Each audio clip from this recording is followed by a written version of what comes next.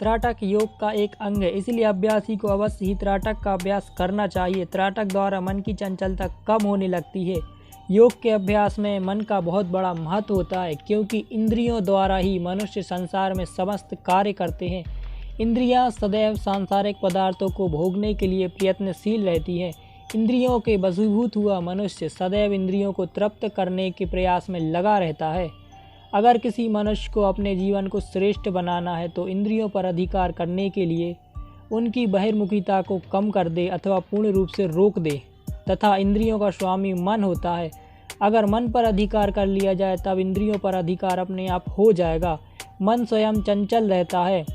जब तक मन की चंचलता रुकेगी नहीं तब तक इंद्रियां भी पूर्ण रूप से अंतर्मुखी नहीं होगी। नए साधकों को सबसे ज़्यादा शिकायत यही रहती है कि उनका ध्यान नहीं लगता है। मन सदैव बार बार भागता रहता है, एक क्षण भी एकाग्र नहीं होता है। जब तक मन एकाग्र नहीं होगा तब तक ध्यान नहीं लगेगा। मन की चंचलता को रोकने के लिए 2 प्रकार के उपाय हैं, पहला प्राणायाम तथा दूसरा त्राटक। त्राटक के अभ्यास से मन की धीरे धीरे चंचलता शांत होने लगती है तथा मन में बहुत बड़ा बदलाव आने लगता है। त्राटक के अभ्यास से मन के अंदर शुद्धता आने लगती है। शुद्धता के साथ साथ व्यापकता भी आने लगती है। मन की शुद्धता के कारण मन का बार बार स्थूल पदार्थों की ओर भागना रुकने लगता है और इंद्रियां अंतर्मुखी होने लगती हैं। जिस साधक की इंद्रियां अंतर्मुखी होने लगती हैं उसका मन अवश्य ठहरने लगता है। ये ध्यान का अभ्यास करने वाले साधक के लिए बहुत ही अच्छा है।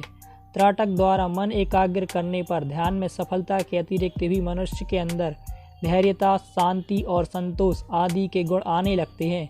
त्राटक का अभ्यास सिर्फ ध्यान लगाने के लिए ही नहीं, बल्कि थोड़ा सा त्राटक लगभग 5 या 10 मिनट सदैव करते रहना चाहिए। त्राटक के बाद समाधि के समय भी मन की एकाग्रता ज़्यादा होना आवश्यक है। मन जितना ज़्यादा देर तक एकाग्र होगा, समाधि का समय भी उतना ही ज़्यादा बढ़ेगा।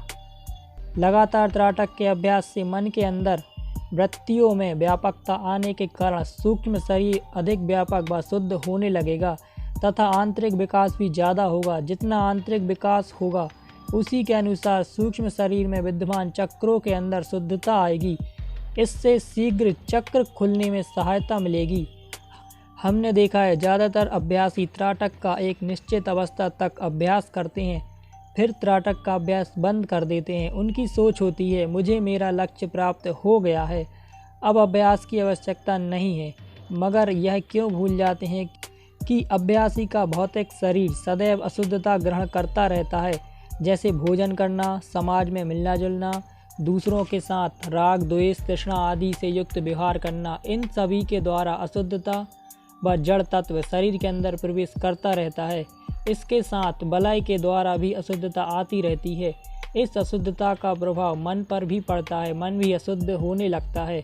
इस अशुद्धता को स्वच्छ करने के लिए त्राटक का अभ्यास करते रहना चाहिए तथा प्राणायाम भी करते रहना चाहिए। ऐसे अभ्यासी भविष्य में सफलता प्राप्त करते हैं।